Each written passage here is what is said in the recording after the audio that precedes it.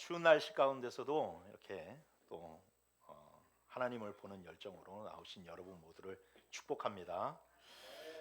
오늘은 여호수아 24장 14절서부터 28절 말씀을 가지고 전심으로 여호와를 섬기라라고 하는 제목으로 말씀을 나누겠습니다.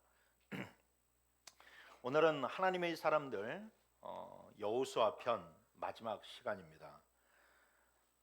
여호수아는 이제 자신이 하나님께 부름을 받아 하나님으로부터 하나님 앞으로 갈 시간이 얼마 남지 않았다라는 것을 알고 있습니다.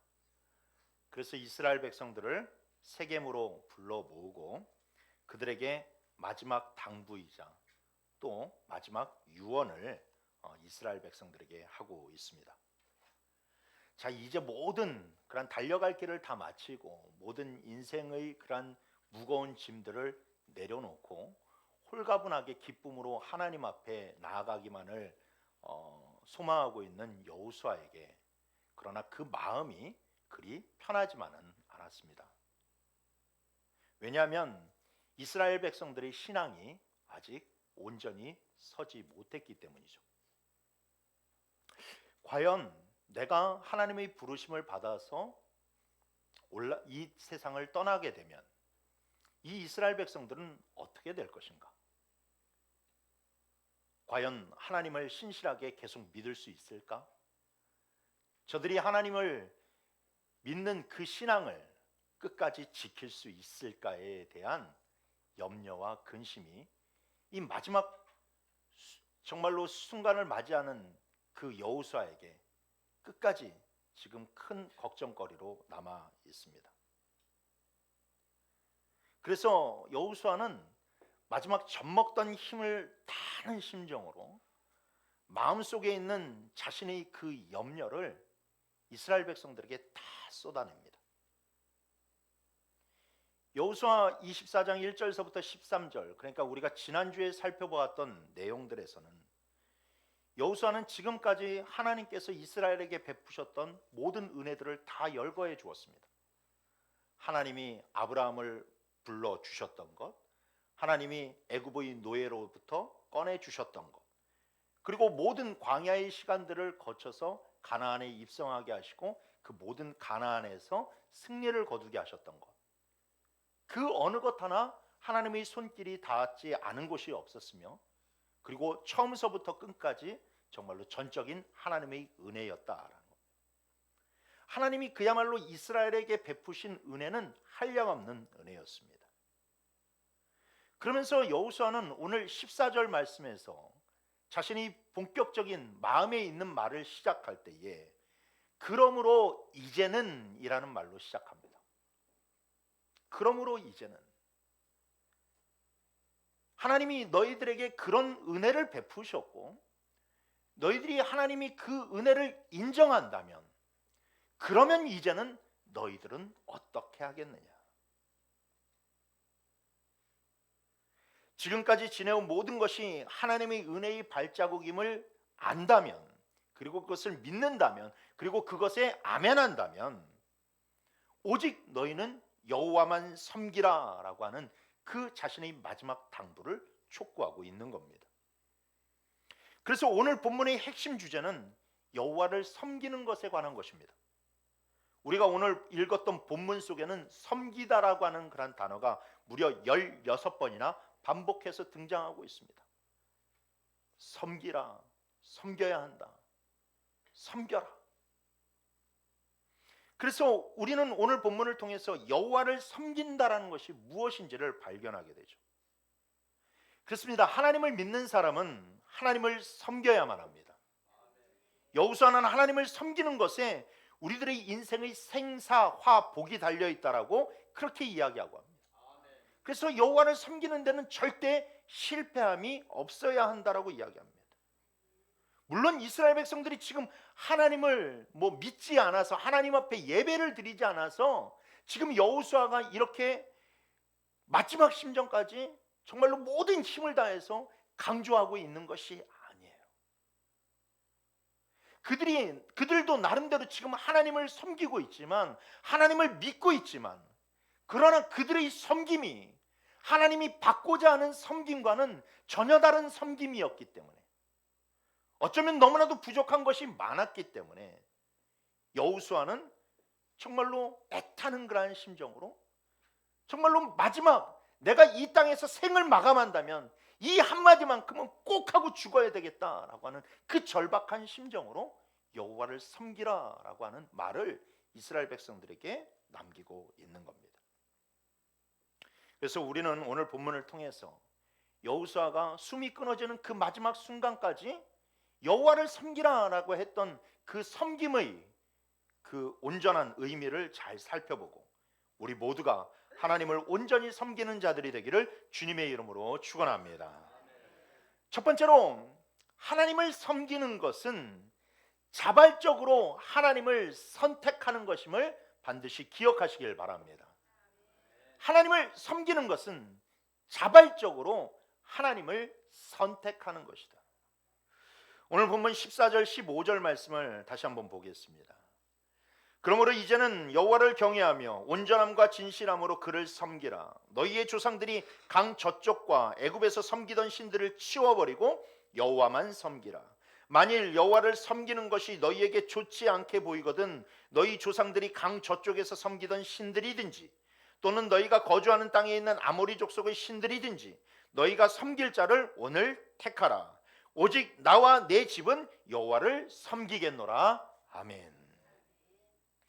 오늘 본문에서 여호수아는 이스라엘 백성들에게 너희들이 누구를 섬길 것인지 선택하라라고 이야기합니다. 선택하라. 우리가 인생을 살아갈 때에 여러 가지 중요한 선택을 하면서 살아가게 됩니다. 어떤 사람을 배우자로 선택을 해서 평생을 같이 살아갈까? 어떤 전공을 선택하고 어떤 직업을 선택해서 내가 평생 일하면서 살아갈까? 어느 지역에 내가 가서 그 삶을 살아갈 것인가에 대한 여러 가지 중요한 선택들이 놓여져 있습니다. 그러나 그 여러 가지 인생의 중요한 선택 가운데서 가장 중요한 선택은 무엇이냐? 바로 여호와 하나님을 믿고 섬기기로 선택하는 것입니다. 왜냐하면 신앙의 문제는 내가 영생을 얻느냐 못 얻느냐가 달려있고, 내가 복된 삶을 사느냐 저주받는 삶을 사느냐가 달려있고, 나의 자녀가 잘 되느냐 못 되느냐가 달려있기 때문에 그렇습니다. 성경은 여러 차례 이런 점을 강조하고 있어요. 신명기 11장 26절에서부터 28절 말씀에 내가 오늘 복과 저주를 너희 앞에 두나니 너희가 만일 내가 오늘 너희에게 명하는 너희의 하나님 여호와의 명령을 들으면 복이 될 것이요, 너희가 만일 내가 오늘 너희에게 명령하는 도에서 돌이켜 떠나 너희의 하나님 여호와의 명령을 듣지 아니하고 본래 알지 못하던 다른 신을 따르면 저주를 받으리라 라고 이야기하고 있어요.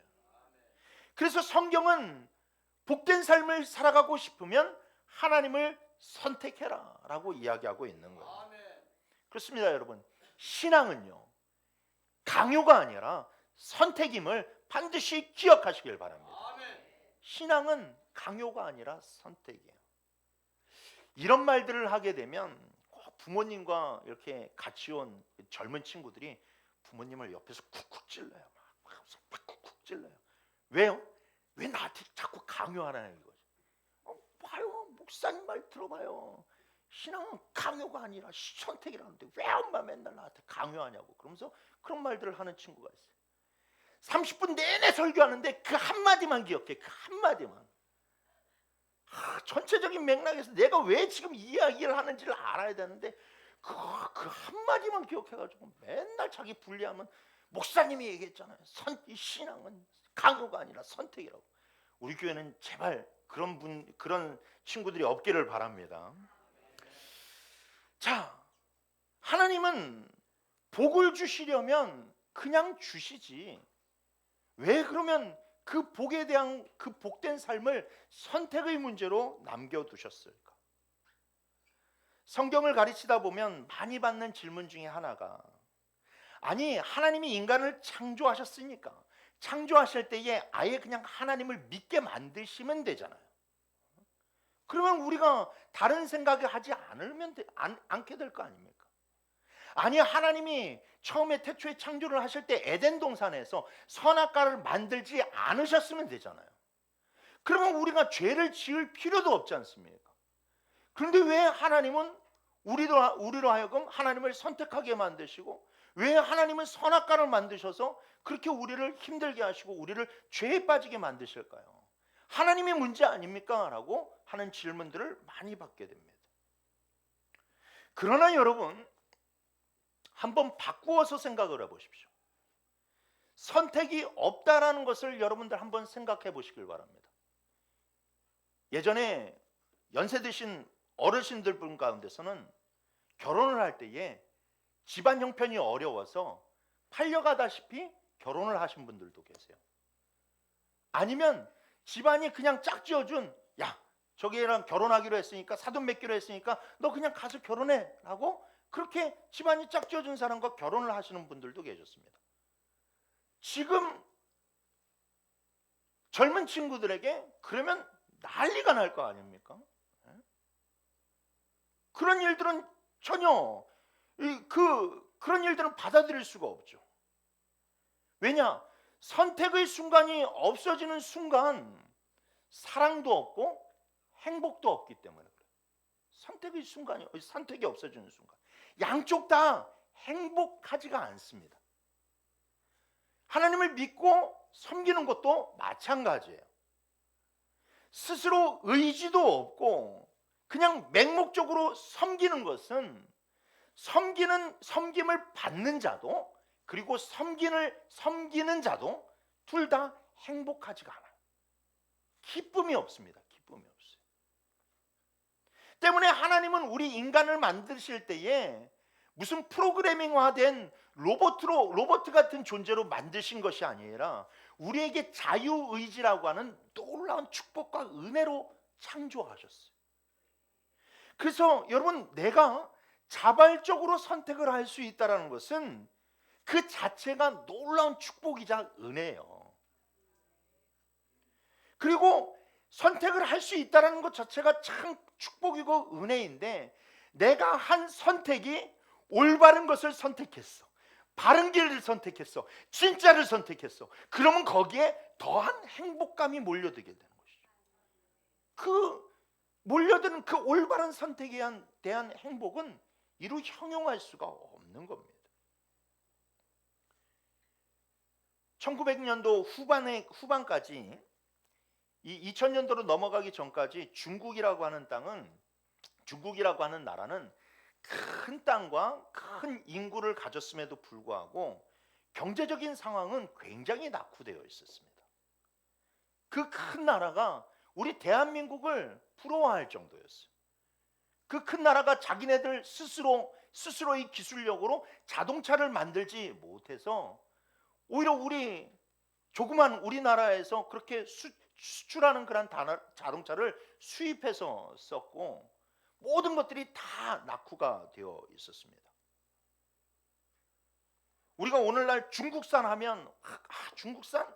하면서 의구심을 품는 것은 사실상 오늘날의 기초에서가 아니라 그 옛날의 그 중국에 대한 그런 이 생각들이, 고정관념들이 우리에게 박혀있기 때문에 그래요. 당시에는 그 누구도 중국이라고 하는 나라가 오늘날처럼 미국을 위협하는 나라가 될 것이라고 전혀 생각하지를 못했어요. 그런데 그 경제적으로 후진국이었던 중국이 1998년도에 주룽지라고 하는 사람이 중국의 총리로 부임하게 되면서 엄청난 경제적인 성장을 이루게 됩니다. 영광아, 이 누룽지가 아니라 주룽지예요. 주룽지라고 하는 그런 사람이 이 총리에 부임하게 되면서 중국이라고 하는 나라는 매년마다 15%라고 하는 그런 경제적인 성장을, 비약적인 성장을 이루어가게 돼요. 그래서 그 결과 오늘에까지 이르게 된 거예요. 그래서 중국 경제를 논할 때 이 주룽지 총리를 절대 빼놓을 수가 없습니다. 그렇다면 주룽지라고 하는 이 사람은 도대체 어떻게 중국의 경제를 그렇게 바꾸어 놓았을까? 주룽지 총리는요, 자기가 총리 자리에 오르게 되면서 나라 전역에 캐치프레이즈를 하나 걸었어요. 자발성을 통한 강한 경쟁력. 그러니까 중국의 인민들에게 자발성을 주게 된 거예요. 자발적으로 노력을 해서 자발적인 열매를 거둘 수 있는 그런 물꼬를 틔워주게 된 겁니다. 우리가 잘 아는 것처럼 공산주의가 실패하는 원인이 무엇입니까? 자발성이 없기 때문이죠. 자발성이 없기 때문에. 주룽지는 그런 자세가 중국을 약화시켰다라고 진단하고 중국 경제 발전을 위해서 자발성을 이끌어내야 된다고 주장했어요. 그의 예상은 적중했죠.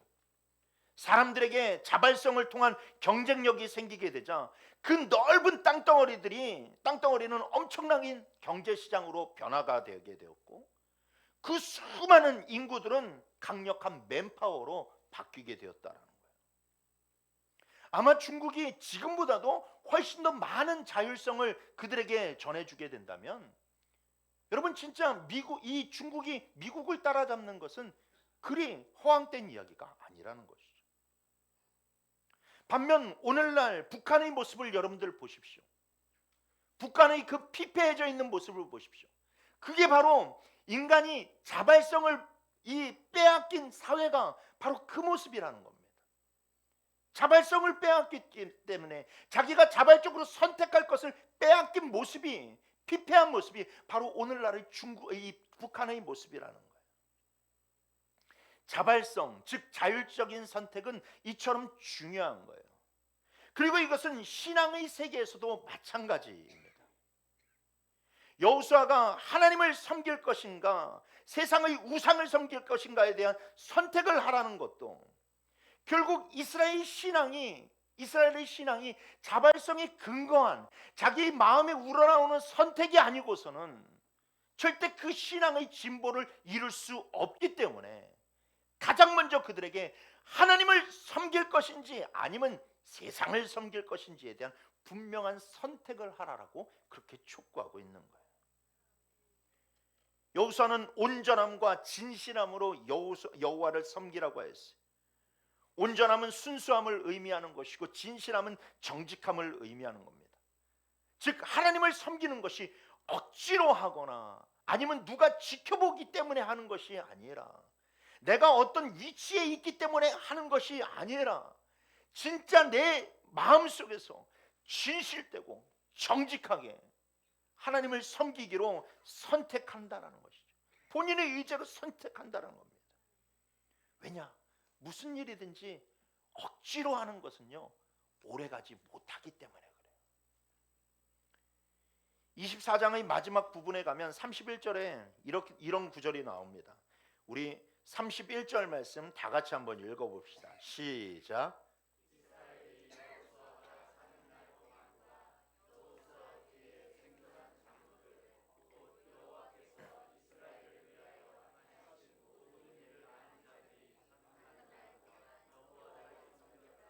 아멘. 이 말이 무슨 의미입니까? 그들을 지켜보는 자들이 있을 때까지는, 그들에게 잔소리를 하는 자들이 있었을 때까지는 그나마 믿었는데, 그런데 그들에게 신앙에 대해서 얘기해 주는 사람, 그들의 신앙을 지켜보는 사람이 없게 되었을 때는 모든 것이 다 엉망이 되어버리고 말았다라는 겁니다. 하나님을 믿지 않았다라는 거예요.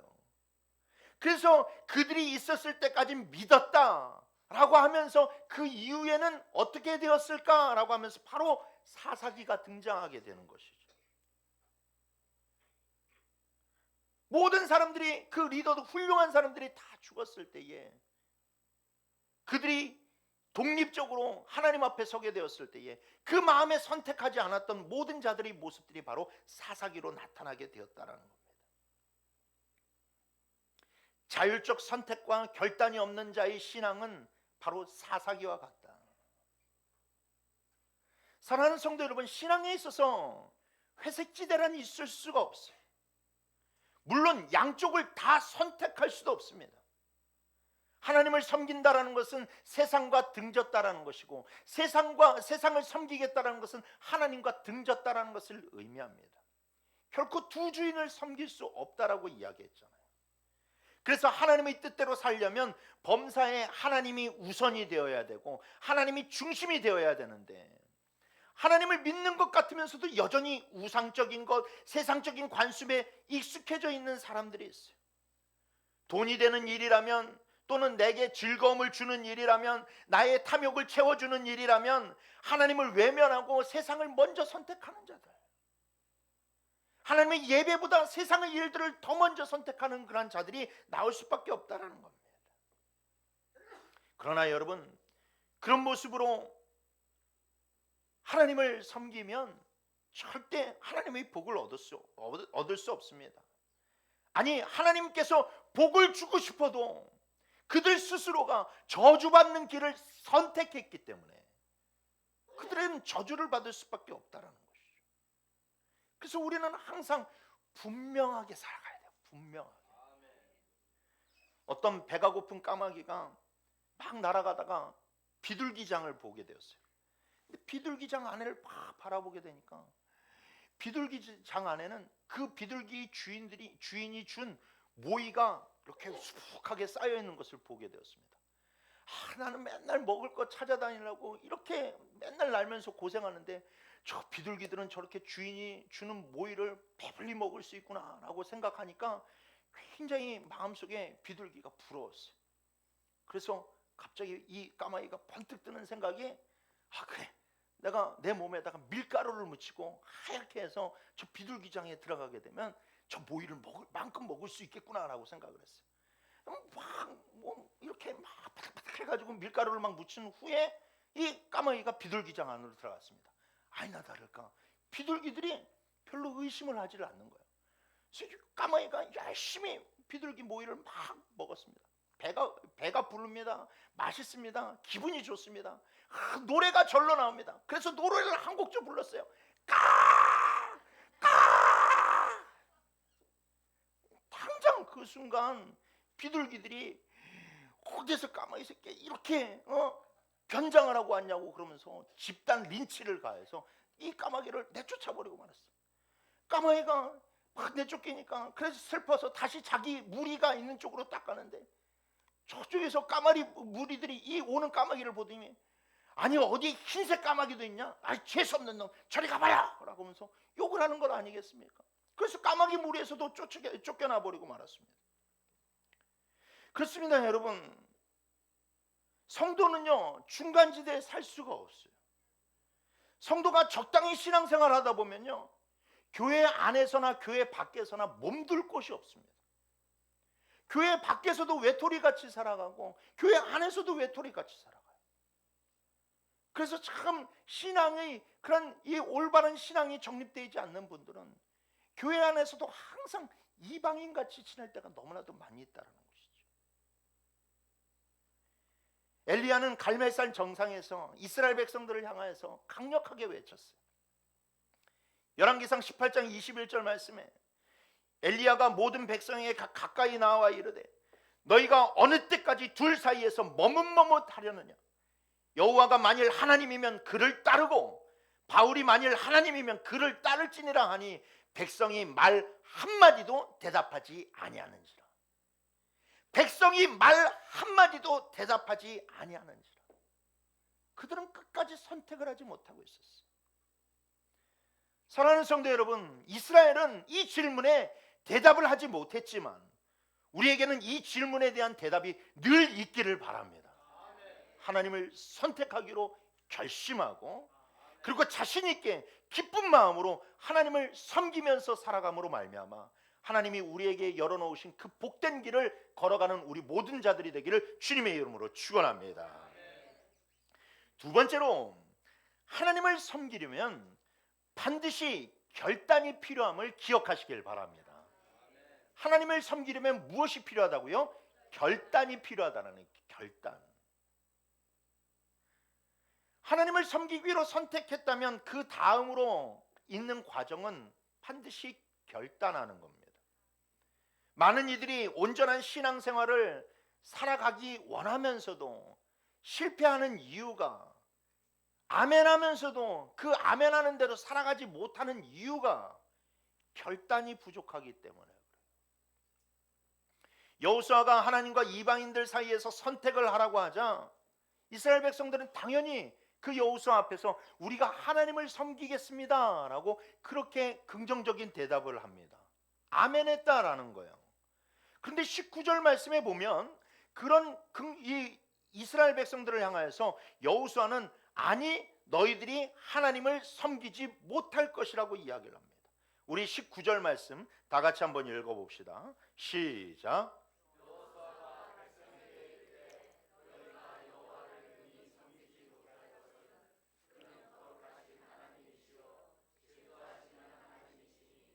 너희의 잘못과 죄들을 사하지 아니하실 것임이라. 아멘. 자, 하나님을 섬기라고 하니까 이스라엘 백성들이 아멘 하면서 다 같이 아멘을 외쳤는데, 그런데 그 아멘하는 자들을 향해서 여호수아가 아니 너희는 그렇게 하지 못할 거야 라고 하면서 냉소적인 그런 비판과 그들에게 책망을 가했다라는 거예요. 그 말을 듣자 이스라엘 백성들이 얼마나 빈정이 상했겠습니까? 얼마나 기분이 나빴겠어요? 그래서 21절에서 다시 한 번 더 재차 이야기합니다. 아닙니다. 우리가 하나님을 섬길 것입니다 라고 그렇게 얘기해요.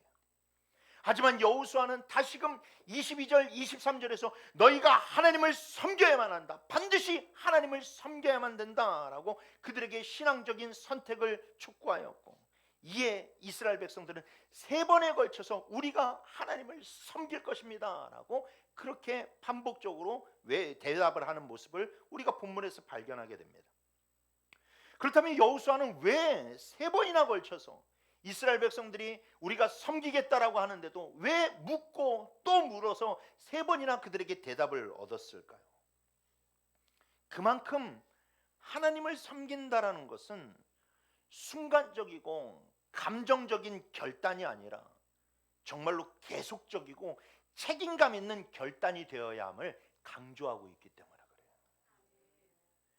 그래서 이스라엘이 3번이나 하나님을 섬기겠다라고 하니까 마지막에 무엇을 합니까? 그래, 니들이 3번이나 그렇게 이야기했냐? 너희들 대답이 확실하냐? 그러면 우리가 언약을 체결하자라고 얘기합니다.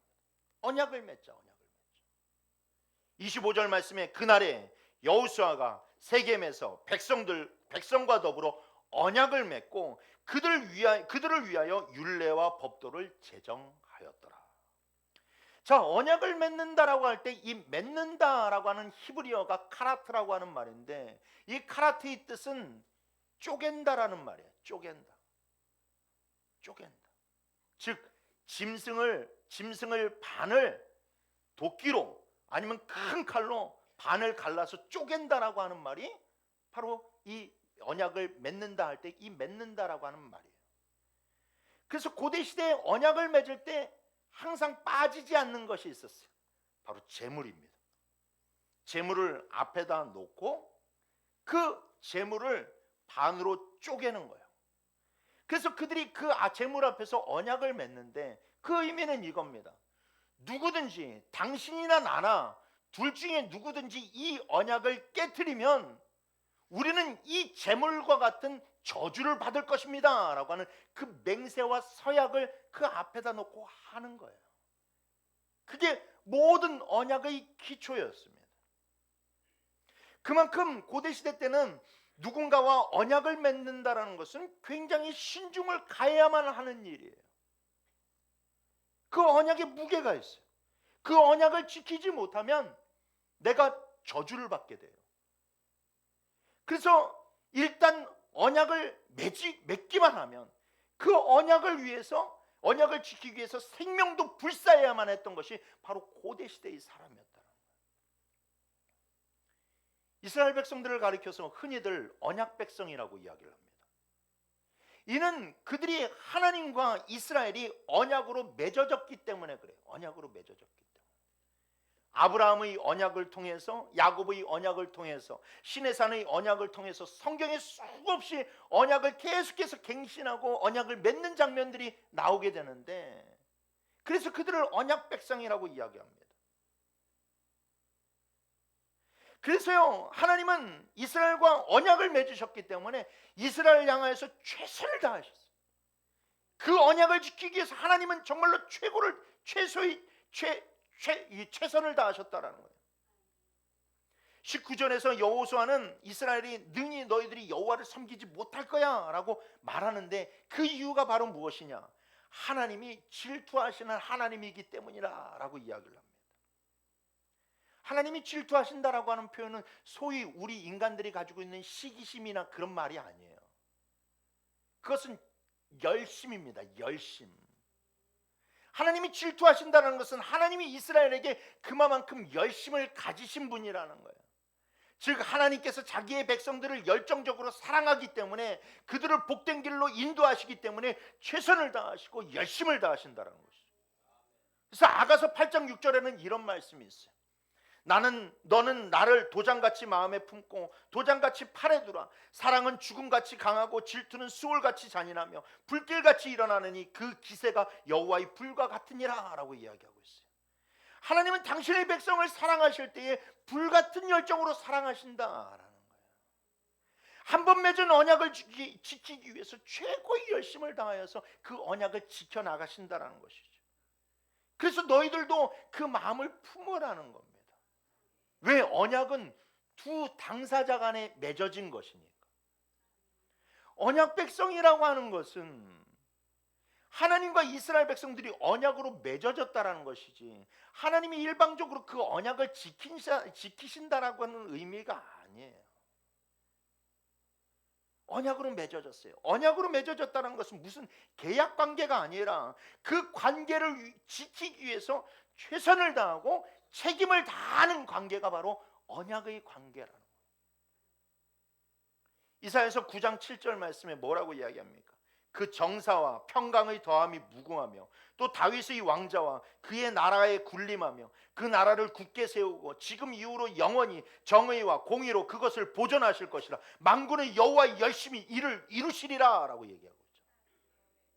이스라엘 백성들이 구원되는 과정서부터 다윗의 왕조가 세워지는 순간서부터 다윗의 후손과 그리고 그 후손의 후손을 넘어서서 오늘날에 이르기까지 우리가 하나님을 믿을 수 있는 것, 이 모든 것을 다 어떻게, 이런 일들이 어떻게 가능해졌느냐? 하나님이 당신의 열심으로 그 언약을 지키셨기 때문에.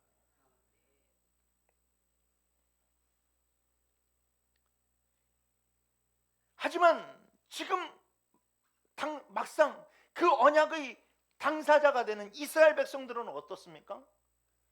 열심이 없었어요. 하나님은 열심을 다해서 사랑하고 있는데 그 언약을 지키기 위해서 최선을 다하고 있는데 정작 당사자인 이스라엘에게는 하나님을 향한 뜨거운 열심이 없었어요. 그들은 항상 언약을 너무나도 쉽게 깨뜨렸어요. 그러니까 아브라함의 언약을 깨뜨리고 야곱의 언약을 깨뜨리고 시내산의 언약을 깨뜨리고 그렇게 언약을 깨뜨리니까 하나님께서 그들을 더욱더 살리시려고 계속해서 언약을 갱신하는 이유가 거기에 있습니다. 이스라엘이 언약을 깨뜨렸기 때문에. 그렇기 때문에 여호수아는 너희들이 그런 모습을 가지고는 하나님을 능히 섬기지 못한다라는 거예요. 그런 열정 가지고는, 그런 마음 가지고는, 그런 언약을 대하는 자세를 가지고는 너희들이 신앙이 끝까지 가지 못할 것이다 라고 이야기하고 있는 거예요. 사랑하는 성도 여러분, 우리도 예수 그리스도의 십자가의 언약을 통해서 맺어진 자들임을 믿으시길 바랍니다. 어린 양 예수 그리스도는 자신의 몸을 쪼개시고 자신의 생명을 다하여서 우리와 언약을 맺으셨어요. 그리고 그 언약을 이루셨어요. 그래서 우리는 그리스도의 죽음을 통해서 하나님이 도대체 우리를 얼마나 사랑하시길래 자기의 독생자를 내어주셨는지, 그리고 우리 예수님은 도대체 얼마나 우리를 사랑하시기에 자기의 몸을 희생하셨는지 그 사랑을 엿볼 수 있어야만 됩니다. 한마디로 그 안에 담겨져 있는 하나님의 열심을 발견할 수 있어야만 돼요. 그러면 그 열정적인 사랑 앞에서 성도가 보여야 할 자세는 무엇입니까? 똑같이 열심으로, 열정으로 하나님을 사랑하는 겁니다. 예수 그리스도를 사랑하는 거예요. 왜요? 하나님과 우리는 언약으로 맺어진 사이이기 때문에. 여러분, 연인 사이와 부부 사이의 차이점이 무엇입니까? 연인 사이에는 언약이 없고 부부 사이에는 언약이 있어요. 언약이 있어요. 그래서 연인 사이에는 언제든지 그 사이를 책임지지 않고 깨트릴 수도 있지만, 그러나 부부 사이는 아무리 힘든 일이 있어도, 아무리 어려운 일이 있어도 그 언약으로 맺어져 있기 때문에 자기의 최선을 다해서, 자기의 생명까지도 다해서 그 관계를 지켜야만 되는 거예요. 그 사랑을 지켜야만 되는 거예요. 그게 언약 관계의 중요성이라는 거예요. 그리고 또한 자신이 열정적으로 사랑하는 것만큼 상대방에게 그 열정적인 사랑을 요구할 수 있는 관계가 바로 언약 관계라는 것이죠. 그래서 하나님을 섬긴다라는 것은 전심을 다해, 마음을 다해, 목숨을 다해 하나님을 사랑하는 것을 의미합니다. 그래서 예수를 믿으려면요, 여러분, 전심을 다해서 믿어야 돼요. 안 그러면 여러분, 우리는 여호수아의 말처럼 능히 하나님을 섬길 수가 없다라는 거예요. 지금 예수 믿는 것 같아도 5년 뒤에 어떻게 될지, 10년 뒤에 어떻게 될지를 장담 못한다라는 겁니다. 그래서 우리는 하나님을 향해서 열심히 사랑해야 되는데, 특별히 우리는 그 열정적인 사랑을 제일 먼저 어디에다 쏟아내야 되느냐? 예배에 쏟아내야 됩니다. 이상하게 요즘 계속 제가 강단에서 말씀을 전할 때에 이 예배에 대한 그런 예배의 중요성, 열정적인 예배에 대해서 계속해서 중복되어서 나오는데, 저는 이것이 바로 하나님이 지금 우리 현 시점에서 우리 교회에 요구하시는 강력한 메시지라고 믿습니다. 아멘. 여러분, 예배가 살아야 돼요. 아멘. 영어로 예배를 가리켜서 서비스라고 그럽니다. 서비스. 즉 예배는 섬김이라는 거예요. 하나님을 우리가 여러 가지 모양으로 섬길 수가 있지만, 그러나 가장 기본적인 섬김, 그리고 하나님이 가장 제일 먼저 받고 싶어하는 섬김, 그것이 무엇이다? 예배다라는 거예요. 예배가 바로 서야 신앙이 바로 서고, 예배가 바로 서야 세상에서 나아갈 담력이 생긴다라는 거예요. 예배가 힘이 없고요, 예배가 경직되어 있으면 정말 사랑도 대화도 없는 부부 사이나 다름이 없어요. 말라비틀어진 부부 사이, 부부 관계나 다름이 없다라는 거예요. 그래서 여러분, 예배가 살아야 돼요. 그래야 하나님과 우리와의 관계가 살 수가 있습니다.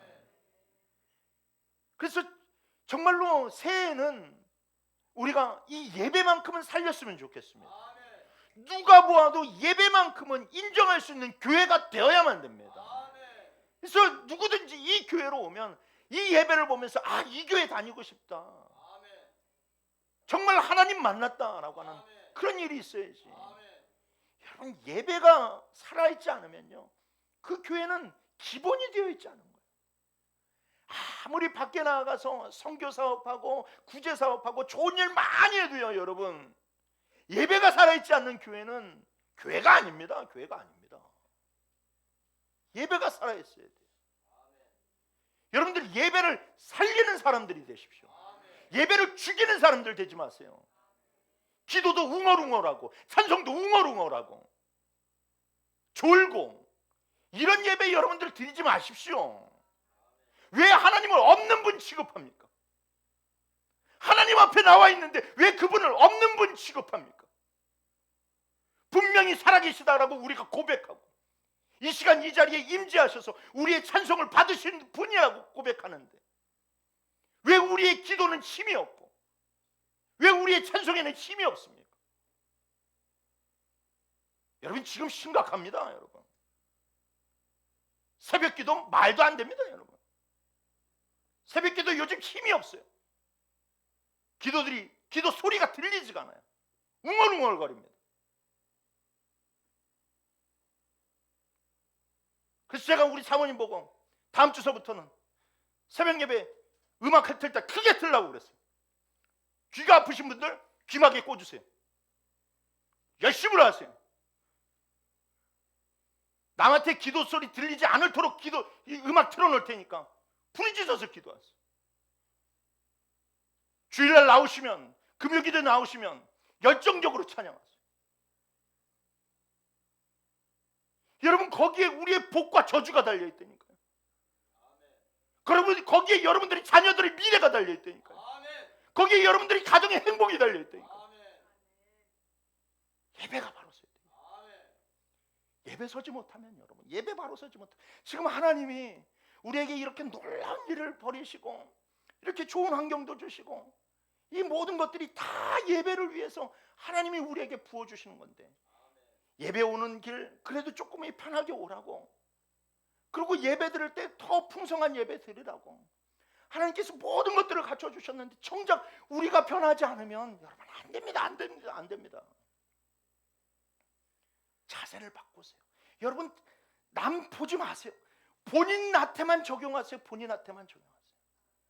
난 진짜 하나님을 온전히 섬기고 있는가? 내 안에 있는 자발적인 섬김이 있는가? 나는 주를 향한 열정이 있는가? 그것을 정직하게 진짜 본인한테 물어보시고, 발견되지 않으면 회개하세요. 통곡하세요. 예배도 지키지 못하고 예배를 지켰으나 열정도 없고, 여러분 이러서는 안 됩니다. 여러분 여기에 우리 교회의 존폐의 위기가 달려 있습니다. 그러니 여러분 우리가 최고의 섬김으로 하나님 아버지 앞에 나아가고 복된 길을 선택하여서 여러분들이 가정도 살고 여러분들이 개인의 삶도 살고 우리 교회도 살려나가는 우리 모두가 되기를 주님의 이름으로 축원합니다. 우리 이 시간 다 함께 기도합시다. 이 시간 하나님 아버지 앞에 기도하실 때에 하나님 앞에 이렇게 기도합시다. 하나님, 내 안에 열심히 죽어 있지는 않습니까? 주를 향한 나의 열정이 식어 있지는 않습니까? 하나님 아버지, 나는 끌려 나오는 교인입니까? 아니면 정말로 기쁨으로 감사하면서 주님 아버지 앞에 나오는, 뛰어나오는 그런 교인입니까? 여러분, 신앙은요, 남이 봐서 남이 인정해봐야 아무 소용이 없습니다. 중심을 보시는 하나님의 눈에 들어야 되고, 하나님이 그 마음에 합한 자가 되어야 여러분 그 신앙이 가치 있는 것이지, 맨날 사람들이 인정하고 사람들이 칭찬이 있어봐야 여러분 아무 소용이 없습니다. 여러분들의 그런 10년 가운데 진짜 내가 그를 주님을 향한 온전한 섬김이 있는지 다시 한 번 더 여러분들 새겨보시길 바랍니다. 여호수아는 그 섬김을 죽는 그 순간까지도 여러분 간절한 외침으로 부르짖고 또 부르짖었습니다. 그 부르짖음이 우리를 향한 부르짖음입니다. 정말로 이 시간 기도하실 때 하나님 내게 열정을 주시고 건강을 주시고 능력을 허락하여 주시옵소서. 여러분 건강 때문에 정말로 예배드리는 게 힘들다면 여러분 주님 결단하세요. 주님, 내가 주님을 위해서 최고의 예배를 드리겠습니다. 하나님, 나의 질병을 고쳐주세요. 하나님 아버지, 정말로 내가 주님을 위해서 최고의 삶을 살겠습니다. 하나님 아버지, 나에게 복을 주세요. 은혜를 주세요. 내가 예배의 승리자가 되게 해주세요. 우리 이 시간 다 함께 주여 한번 부르짖고 기도하겠습니다. 주여, 할렐루야. 은혜의 하나님 아버지, 주님, 우리가 하나님 아버지 주의 은혜 가운데서 예배의 승리자가 되길 원합니다. 아버지, 정말로 예배로 나아가는 자가 되길 원합니다. 아버지, 정말로 생동감 있는 살아있는 그런 신앙으로 하나님 아버지 앞에 온전히 나아가는 자들이 되길 원하오니 주여 하나님 아버지, 우리에게 붙잡아 주시옵소서. 아버지, 열정이 없는 자에게 열정을 허락하시고, 아버지 중심이 없는 자에게 중심을 허락하시고, 아버지 아직까지 머뭇머뭇거리는 자들, 갈팡질팡하는 자들에게 아버지 은혜를 허락하여 주셔서 하나님의 은총 가운데 서갈 수 있는 자들 될 수 있도록 하나님 아버지 붙잡아 주시옵기를 간절히 수맙고 원합니다. 능력의 하나님, 은혜 하나님, 권능의 하나님, 나를 붙잡아 주시어서 아버지 내가 예배를 살리는 자들 되게 하여 주시옵소서. 기도의 입술이 터져나게 하여 주시옵소서. 아버지, 식어있는 마음이 아버지 정말로 터져나오게 하여 주시옵시고, 아버지 열정이 하나님이 불릴 듯 타오르는 자들 되게 하여 주시옵소서. 하나님 열정적으로 주님이 사랑하듯이 나 또한 하나님 열정적으로 주님을 사랑하게 하여 주시옵시고, 아버지 우리의 예배가 살아나게 하여 주시옵시고, 하나님 아버지 앞에 정말로 전심으로 나아갈 수 있는 저희가 될 수 있도록 아버지 붙잡아 주시옵소서. 아버지, 그렇습니다. 우리가 복된 길을 걸어가겠습니다. 생명의 길을 걸어가겠습니다. 하나님 아버지, 정말로 미래의 길을 걸어가겠습니다. 아버지, 저주의 길을 선택하지 아니하고 실패의 길을 걸어가지 아니하고 온전히 주님만 붙잡는 아버지 그런 삶을 살아가겠사오니 주여 하나님 아버지, 우리에게 은혜를 더하여 주시고, 아버지 우리에게 능력을 더하여 주시옵소서. 하나님, 우리에게 성령의 충만한 능력과 아버지 은혜를 허락하여 주셔서 뜨거운 마음으로 심령으로 하나님 아버지 앞에 나아가게 하시고, 주여 하나님 아버지, 우리 잠자는 영혼들을 깨우쳐 주시옵소서. 하나님 아버지, 우리를 향해서 한정기 하나님 아버지 외치시는 그 주님 되게 하여 주시옵소서. 아멘. 주님 하나님 아버지 함께 하여 주시옵소서. 아멘. 주님 감사합니다. 우리 다 같이 날 결단 선정합시다. 나의 길 오직 그가 하시나니, 나의 길 오직 그가 하시나니, 나를 단련하신 후에 내가 정금같이 나오. 다시 한번 고백합시다. 나의 길 오직 그가 하시나니, 나의 길 오직 그가 하시나니, 나를 단련하신 후에 내가 정금같이 나오리라. 그렇습니다. 주님, 우리들의 연약한 모습들, 하나님 아버지 정말로 열정적이지 않고 하나님 아버지 정말로 주님을 사랑하는데 부족했던 우리의 모습들을 주님 아버지 앞에 다 내려놓습니다. 주여 하나님 아버지, 우리가 이 시간 결단하면서 나아가기를 원합니다. 아버지 다짐하면서 나아가기를 원합니다. 나의 생명을 바쳐서 주님을 찬양하리라. 나의 목숨을 다하여서 주님을 예배하리라. 내가 생명 그날, 내 삶이 끝나는 그날까지 내가 주님을 붙들겠다라고 결단하는 자들 되기를 원합니다. 그래서 하나님 아버지 이 땅의 생을 마감하는 그날까지 하나님 복된 길을 걸어가게 하여 주시옵소서. 생명의 길을 걸어가게 하여 주시옵소서. 미래가 하나님 아버지 밝게 비춰주는 그 길을 걸어가게 하여 주시옵시고, 늘 주님의 도우심 가운데서 살아가는 저희가 되게 하여 주시옵소서. 이제는 우리 주 예수 그리스도의 은혜와 하나님의 사랑과 성령님의 충만하신 은혜가 이제 하나님을 평생토록 열정적으로 섬기기를 다짐하는 주의 성도들 머리머리 위에, 그리고 예배가 살아있고 정말로 최고를 다하여서 하나님을 섬기기를 원하는 우리 광야한 순복음교회 위에 지금으로부터 영원토록 함께 계시옵기를 간절히 축원하옵나이다. 아멘.